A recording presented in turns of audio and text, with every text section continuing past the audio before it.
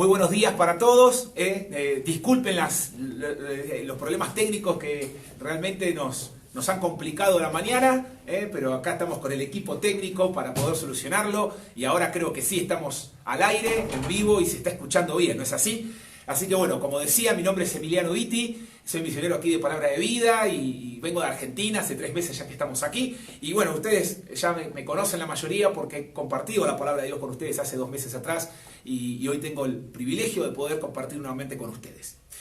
Y pensaba en qué buena que es la Palabra de Dios para nuestra vida, ¿no? Para nuestra alma, porque en ella siempre encontramos palabras de fortaleza, de ánimo, de instrucción, pero también de advertencia, ¿no? La Palabra de Dios nos advierte y en ella encontramos advertencias que nos cuidan, que nos guardan. Por eso pensaba en las advertencias de la Palabra de Dios en esta mañana y en estos días, y hay un libro de la Biblia en el Nuevo Testamento que va a presentar al Señor Jesucristo como superior a todo, como superior a todo lo creado, como superior a todos los siervos y a todos los profetas.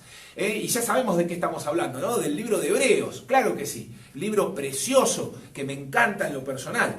No conocemos realmente al autor. Los eruditos dicen que el autor a los hebreos seguramente ha sido Pablo, el apóstol Pablo, por todo el contenido teológico y de raíces judías que presenta. Pero realmente no se sabe y hay otras opciones también. Pero más allá de eso, entendemos que el Señor, que conoce quién fue el autor, Él es el autor divino que inspiró al apóstol a escribir. Y es un libro que es un gran tesoro para nosotros. Y en toda la enseñanza que da, cristológica, Él va a hacer frenos, va a parar en su carta, va a pausar las enseñanzas para poder tocar advertencias. Advertencias que son necesarias, ¿sí? Hay 5 advertencias en el libro de Hebreos para nuestra vida. Pero, ¿a quiénes les escribe Hebreos? Bueno, el autor a los hebreos les va a escribir a estos judíos expatriados de la dispersión, que Santiago, 30 años antes que esta carta se escribiera, 30 años atrás, les había escrito a estos judíos creyentes, a los expatriados de la dispersión, como dice Santiago capítulo 1, versículo 1, a los expatriados de la dispersión en el Ponto, Galacia, etc.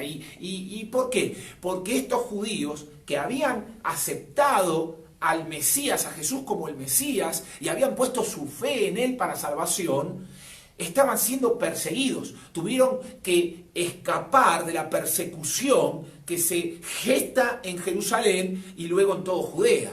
Por eso esta gran diáspora, esta gran dispersión de creyentes judíos, y ahí ellos habían perdido todo, habían perdido su empleo, habían perdido sus hogares, habían perdido la comodidad y la vida normal, como estaban, por la persecución por su fe. En este contexto, Santiago les va a decir, 30 años atrás de esta carta, les va a decir, hermanos míos, tened por sumo gozo cuando os halléis en diversas pruebas, ¿no? Y el apóstol ahí Santiago les va a animar a entender que Dios tiene un propósito en medio de las pruebas y de las dificultades de la vida. Pero 30 años más tarde, ellos se iban a encontrar cansados, agobiados y queriendo volver atrás, mirando hacia atrás, hacia el judaísmo. Ellos estaban pensando en volver atrás y el escritor de Hebreos les va a animar a seguir corriendo la carrera que tenemos por delante, puestos los ojos en Jesús, y les va a animar a no mirar atrás, a no claudicar. Pero en todo esto, Él va a hacer una enseñanza majestuosa del Señor Jesucristo para mostrarles que no se puede volver atrás a lo inferior, porque todo el judaísmo era una antesala de lo que iba a suceder con el Mesías. Todo lo de la antigüedad era tipo y figura de Cristo. Los sacrificios eran tipo y figura de Cristo. Los profetas eran tipo y figura de Cristo. Todo lo que él va a mencionar del Antiguo Testamento era para comparar con alguien superior, Jesucristo. Por eso en el libro de los Hebreos, que me encanta, va a hablar de 5 advertencias. Y él va a parar luego de la gran enseñanza del capítulo 1, cuando comienza diciendo que Dios, habiendo hablado muchas veces y de muchas maneras, hoy nos ha hablado por el Hijo. Es decir, queridos hermanos, Dios nos ha hablado por Moisés, Dios nos ha hablado por Samuel, Dios nos ha hablado por todos los profetas, los salmistas, etc. Pero hoy nos ha hablado por el Hijo. Es decir, Él es superior a todos los que nos han hablado antes. Él es la expresión máxima de Dios en la tierra. Por eso dice que Él es la imagen misma de su sustancia, capítulo 1, versículo 3. Él es el resplandor de la gloria de Dios y la imagen misma de su sustancia y el que sostiene toda la creación, dice. Entonces, Jesucristo, Él es superior. Después dice que Él es superior a los ángeles. Y entonces va a ser un parate para hacernos una gran advertencia. ¿Sí? Cuidado, primera advertencia, cuidado, no te deslices. Hoy vamos a ver solamente esta, en el capítulo 2. Cuidado, no te deslices. Fíjate, dice el versículo 1 del capítulo 2. Por tanto, es necesario que con más diligencia atendamos a las cosas que hemos oído, no sea que nos deslicemos. Porque si la palabra de Dios dicha por medio de ángeles fue firme y toda transgresión y desobediencia recibió justa retribución, ¿cómo escaparemos nosotros si descuidamos una salvación tan grande? La cual, habiendo sido anunciada primeramente por el Señor, nos fue confirmada por los que oyeron, testificando Dios juntamente con ellos, con señales y prodigios y diversos milagros y repartimientos del Espíritu Santo según su voluntad. Vamos a orar. Querido Dios, gracias, Padre, te damos por esta oportunidad de abrir tu palabra nuevamente, recordando como hoy domingo, hace 2000 años atrás te levantaste de entre los muertos, venciste a la muerte con poder. Gracias por la esperanza de la vida eterna que hay en ti, Señor. Y gracias porque podemos congregarnos, aunque sea de esta forma, pero poder pensar, meditar en la verdad de tu palabra. Gracias, Señor, por esta oportunidad nuevamente y poder entender que tú todavía eres Dios, eres el que nos habla y nos estás dando advertencias para nuestra vida. Que así sea y que podamos vivirlas. Oramos en el nombre de Jesús. Amén. Y entonces vamos a ver que esta gran advertencia, que está conectada con el capítulo 1, hay una comparación, ¿no? Dice como en toda advertencia, ¿no? Dice, habla de un juicio, hace una comparación con la ley, ¿sí? Y dice, hermanos, si toda transgresión y desobediencia recibió justa retribución en el Antiguo Testamento, ¿cómo escaparemos nosotros? ¿De qué? De una justa retribución, si descuidamos una salvación tan grande. ¿Cómo si en la antigüedad, por cosas menores, ¿no?, comparadas con Cristo, que es superior, todo lo anterior era menor? Y si por esas cosas menores, la ley, los profetas, el que desobedecía, el que vivía en transgresión voluntaria, ¿no?, le daba la espalda a Dios, recibía justa retribución, ¿cómo escaparemos? Se me puede ocurrir que hoy no pasa nada? Ahora, hay un pensamiento instalado en el pueblo del Señor, en nosotros, la iglesia del Señor, hay un pensamiento instalado muy peligroso. Que algunos creen que hoy vivir en la gracia significa que hoy Dios es tolerante, que hoy Dios no es el mismo Dios del Antiguo Testamento. No, claro, en el Antiguo Testamento había el Dios de Israel, era un Dios severo, y cuando pecabas, a veces la justa retribución era la muerte, ¿no? La pena de muerte. Hoy no, hoy en la gracia puedo pecar y no pasa nada. Y no es cierto, no es cierto. Sí es cierto el tratamiento que Dios da, distinto en algunas cuestiones, pero hay evidencia en las palabras de Dios que justifica esto. Pero Dios no es diferente al Antiguo Testamento. El Dios del Antiguo Testamento es el Dios de hoy. Y el problema de creer eso, de pensar que como estoy en la gracia vivo como se me ocurre y no pasa nada, hay un gran problema ahí. Falta de temor de Dios. No enseñamos el temor de Dios. El temor es muy importante. Mirá, el capítulo 2 lo aclara, ¿no? Dice, por tanto es necesario que con más diligencia atendamos a las cosas que hemos oído, no sea que nos deslicemos.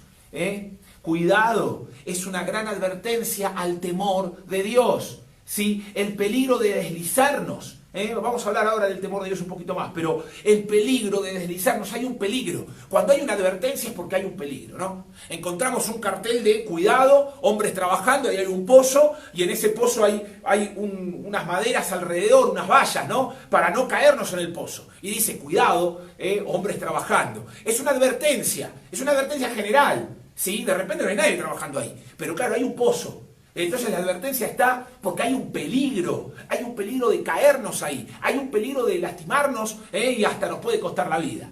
Pero en la palabra de Dios también, cuando hay advertencia, es porque hay peligros que yo tengo que tener claro en la palabra de Dios para no caer en ellos. Y eso depende de mi temor de Dios, de mi obediencia a Dios, ¿sí? Ahora, ¿cómo puedo evitar deslizarme, ¿no? ¿Qué es esto del desliz? ¿Sabés? Esa palabra deslizarnos era un término, en el griego, se usaba como un término marítimo para hablar de una embarcación. Una embarcación que, como ustedes y yo sabemos, en el puerto se amarra, ¿no? Se amarra con las cuerdas, ¿sí? Y entonces la embarcación queda ceñida, sujeta ahí en el puerto, en el muelle. ¿Qué pasa? Si no está bien amarrada, nosotros nos vamos. El oleaje natural del agua hace que la embarcación se vaya moviendo. Y ese oscilamiento de la embarcación, si no está bien amarrado, empieza a aflojar las cuerdas. Las cuerdas empiezan a deslizar y a desenroscar. Y claro, al otro día cuando vamos, la embarcación no está. ¿Qué pasó? Se fue deslizando de a poco. Y entonces se fue. Y ese es el peligro. Cuidado. Por eso dice, es necesario que con más diligencia, con responsabilidad y con rapidez atendamos a las cosas que hemos oído. Hemos oído, que hemos aprendido ¿de qué? De la palabra de Dios. No puedo, hoy es para algunos quizás un domingo más. Y este mensaje ¿a qué hora termina? Y claro, tengo cosas para hacer. Y en la semana descuido mi lectura bíblica. Y en la semana descuido el tiempo con Dios. ¿Ves? Me voy deslizando. No, ¿por qué? Porque no estoy atendiendo lo que verdaderamente importa, que son las verdades de la palabra de Dios. Por eso dice en la advertencia, atendamos, es necesario atender a las cosas que hemos oído. No sea que nos deslicemos. Fíjate, en primer lugar, ¿cómo puedo evitar deslizarme? 3 consejos para esto. En primer lugar, aumentar nuestro temor de Dios. Aumentar nuestro temor de Dios. Claro, cuando yo pienso de Dios equivocadamente y digo, no, Dios hoy es tolerante, no pasa nada, si peco, si me deslizo, y bueno, Dios perdona. Momento. El Dios de Israel es el mismo Dios de la iglesia. El Dios del Antiguo Testamento es el Dios de hoy.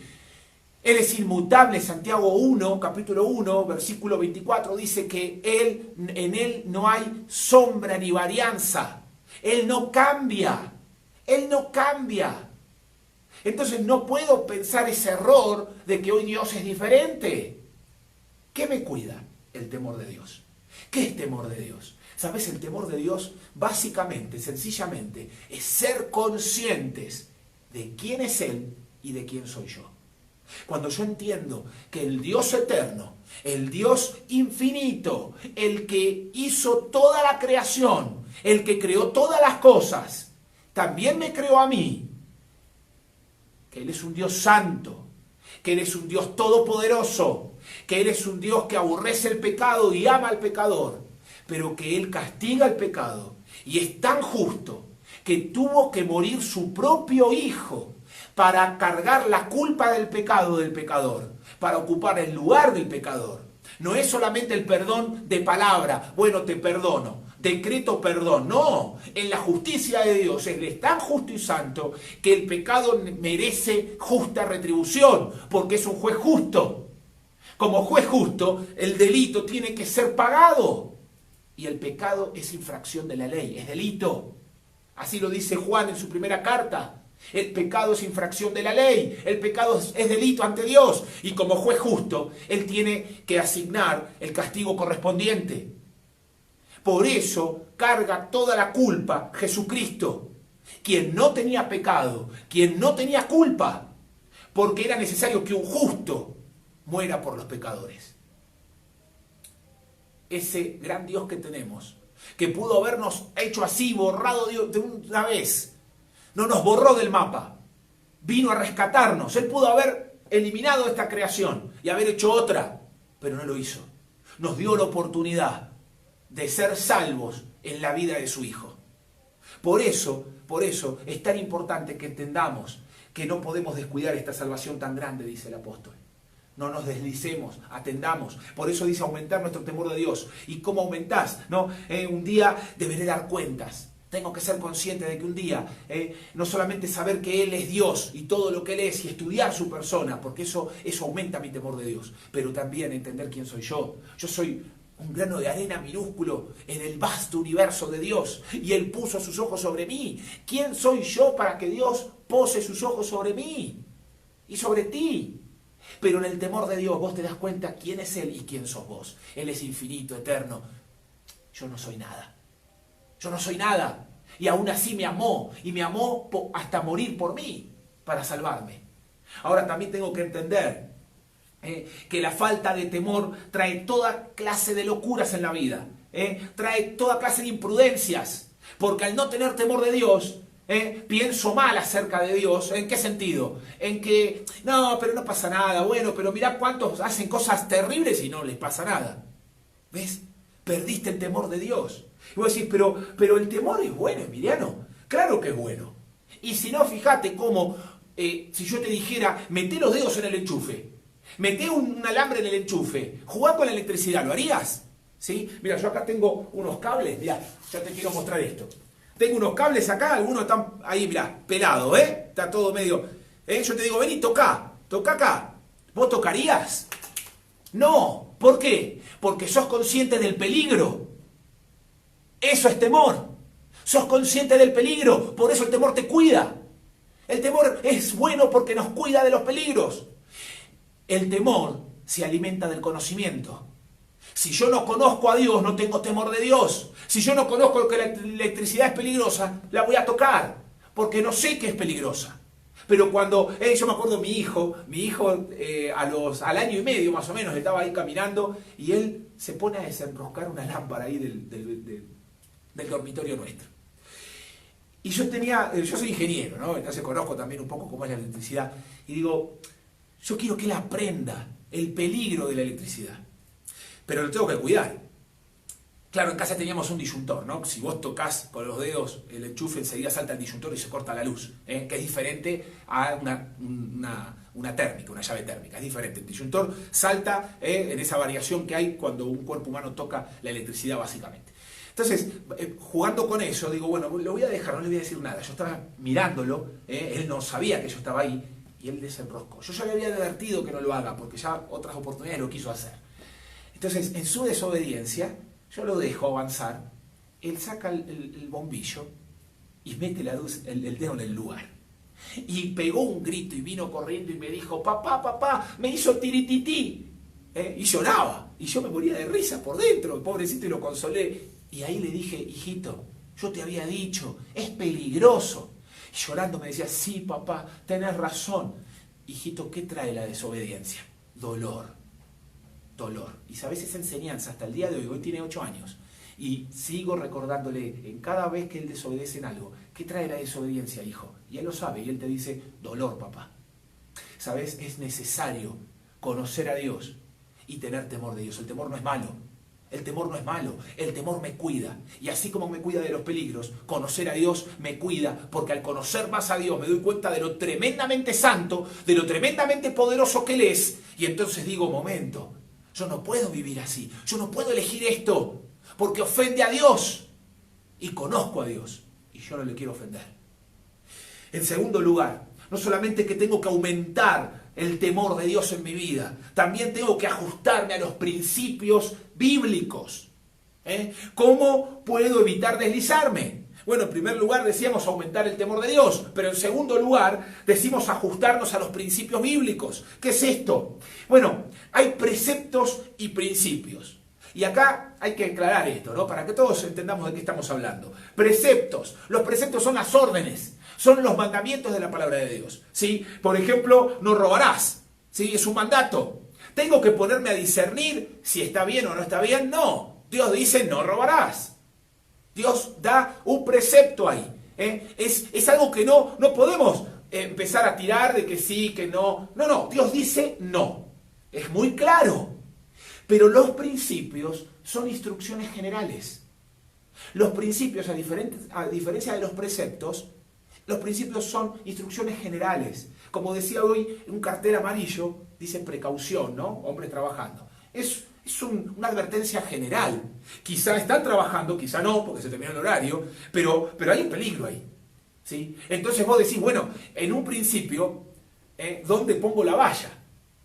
Es como que la orden sería no se acerque, pero hay una valla puesta, y esos son los principios. Y entonces vos decís, bueno, ¿dónde pongo la valla? ¿Más cerca del agujero? ¿Más lejos del agujero? ¿Dónde? ¿No? Y ahí es donde entra la madurez espiritual. Ahí es donde entra en mí el decir, ¿dónde pongo la barrera que me separa del pecado, de lo pecaminoso, de lo que Dios no aprueba? Y ahí empezamos a jugar muchas veces, ¿no? Bueno, pero no es pecado esto. Entonces corro la valla. Bueno, pero no está tan mal esto. Y corro y me acerco cada vez más al pecado. Y claro, la falta de temor de Dios provoca eso. Cuando hay temor de Dios, ahí comenzó el camino de la sabiduría, dice Proverbios. ¿Dónde comienza el andar de una persona sabia? Cuando empieza por el temor de Dios. La sabiduría no es conocimiento simplemente. Cualquiera puede conocer mucho. Mirá, hay ateos que conocen de ciencia muchísimo. Sin embargo, son necios porque niegan las verdades fundamentales de la vida. Niegan al autor de la vida. El conocimiento no te hace sabio. La sabiduría viene de tomar el conocimiento de Dios y empezar a vivirlo, obedecerlo, tener temor de Dios. Es el principio para ser sabio. Es el comienzo de la sabiduría. Y por eso me tengo que ajustar a los principios bíblicos, conocer los preceptos, los mandatos, las órdenes que Dios deja, pero conocer los principios, ¿no? Fíjate, los principios, como decía, son instrucciones generales, ¿sí? ¿Qué pasa cuando no tengo principios? ¿Qué pasa cuando no tengo principios? Bueno, estoy expuesto. Estoy expuesto a todos los peligros, porque los principios me cuidan, los principios me protegen, son esas vallas. Y entonces, claro, empiezo a escuchar cualquier música, puedo tener novia a cualquier edad, y empezar a pensar que el sexo fuera del matrimonio no es tan malo porque todo el mundo lo hace, y empiezo a correr los mandatos y los principios, las vallas, lo que me protege, porque no hay temor de Dios. Me empiezo a deslizar porque no tomo tan en serio los principios de la palabra de Dios. Y empiezo a correr todo esto. Y fíjate, ¿no? El mundo pasa y sus deseos, pero el que hace la voluntad de Dios permanece para siempre. Esta gran advertencia que Juan nos da en su primer carta, capítulo 2, versículo 15 al 18. Él dice, no ames al mundo, ni las cosas que están en el mundo. Pues si amas al mundo, el amor del Padre no está en ti. Pues, dice, todo lo que hay en el mundo, los deseos de los ojos, los deseos de la carne y la vanagloria de la vida, no provienen del Padre, sino del mundo. Y este mundo pasa, y también sus deseos y sus planes. Es temporal, es pasajero, se marchita, se destruye, se pierde. Pero el que hace la voluntad de Dios permanece para siempre. El que hace la voluntad de Dios no pierde. No pierde porque está sembrando para lo eterno. Porque cuando nos vayamos de este mundo, ahora o cuando sea, cuando te toque y cuando me toque, si sembramos para lo eterno, no perdimos nada.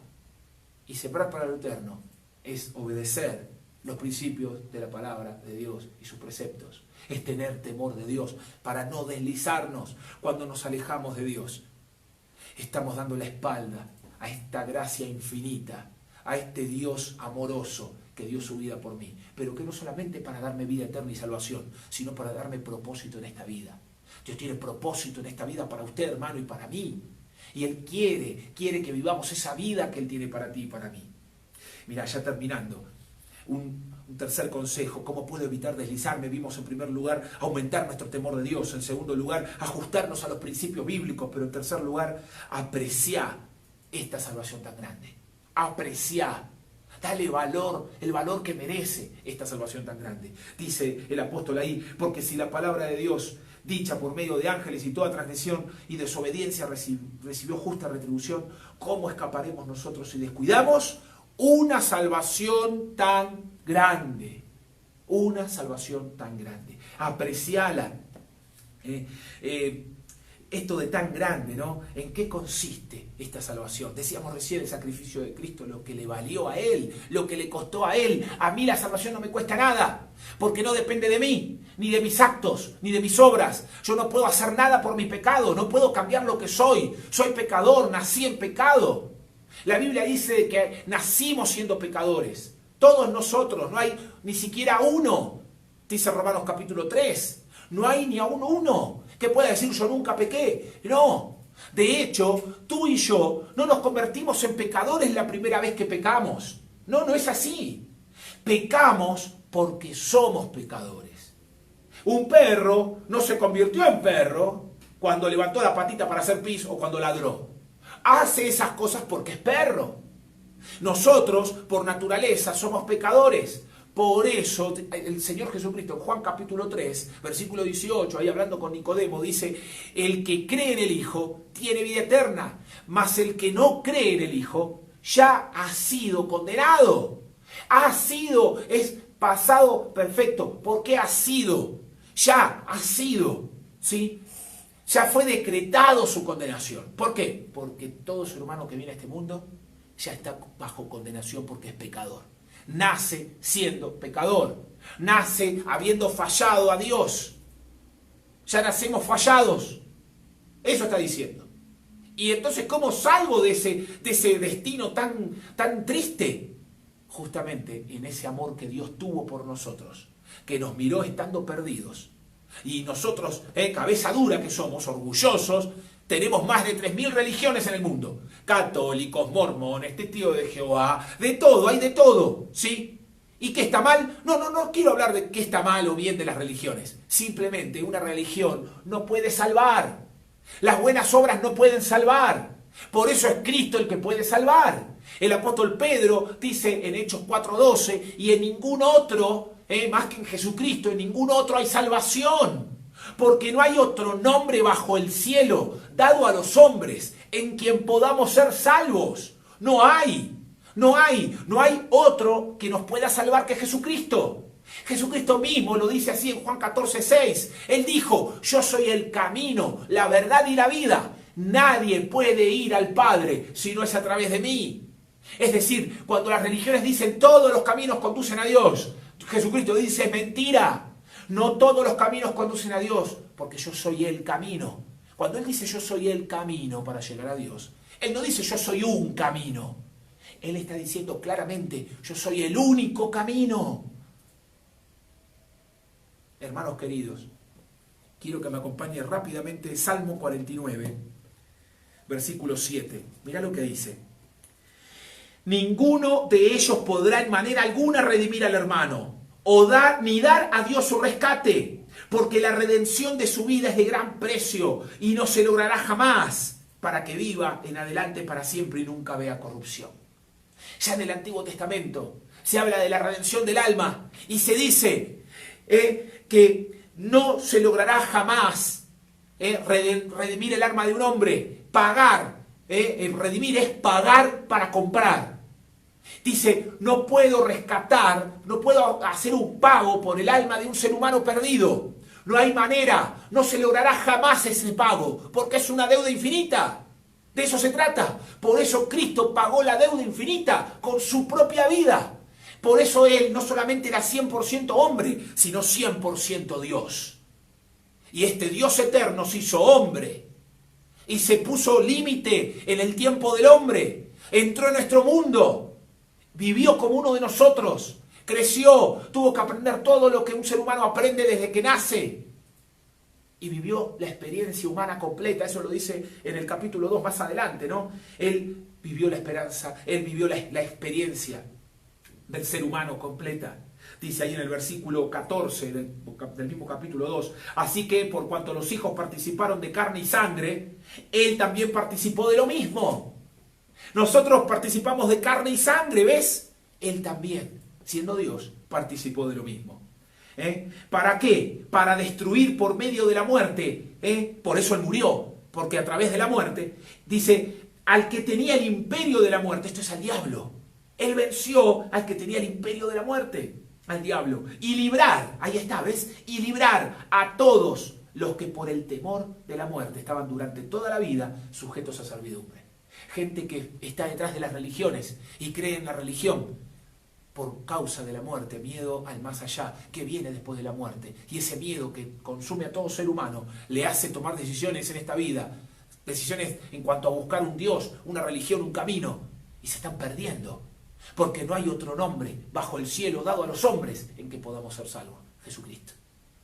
Por eso quiero invitarte a que creas y le digas a Jesús en esta mañana, Señor Jesús, entra en mi corazón, perdona mis pecados y sálvame, porque hoy entiendo que tú viniste a salvarme de mis pecados y de la condenación. Pero si eres mi hermano en Cristo y tienes a Cristo, quiero terminar diciéndote que tenés que apreciar esta salvación tan grande de la que acabamos de hablar. Un precio infinito. Claro, a ti y a mí no nos costó nada, porque no podemos hacer nada para pagar ese gran precio. Pero a Él sí. A Él le costó todo. Le costó su vida. Él hizo el pago infinito de nuestra deuda infinita. Por eso, queridos hermanos, quiero animarte en esta mañana a tomar la palabra de Dios en serio y valorarla, a tener temor de Dios en tu vida, a aumentar ese temor, aprendiendo y conociendo más de Dios, porque el temor aumenta en el conocimiento. Conoce más de Dios, viví lo que aprendés de Dios, eso es vivir a Cristo. Es aprender de Cristo y es disfrutar de la vida que Cristo te da. No necesitamos revolcarnos en el fango de este mundo para ser felices. No necesitamos eso los creyentes. Quiero animarte, hermano querido, en medio de esta pandemia, en medio de todo lo que hemos vivido este año, ha sido un año tan diferente a todo. Pero Dios no perdió el control de nada. Y Él sigue obrando en tu vida y en la mía. Y quiero animarte, terminando, a poner tus ojos en Él. Cuidado de la advertencia. No te deslices. Amarrá bien tu embarcación, tu vida al Señor. Sujétate bien a Él, estudiando su palabra, conociéndole, orando, realmente dedicando tiempo a conocerle más. Ajustate a los principios de su palabra y obedécele. La desobediencia siempre trae dolor, pero la obediencia trae bendición. Dios te bendiga.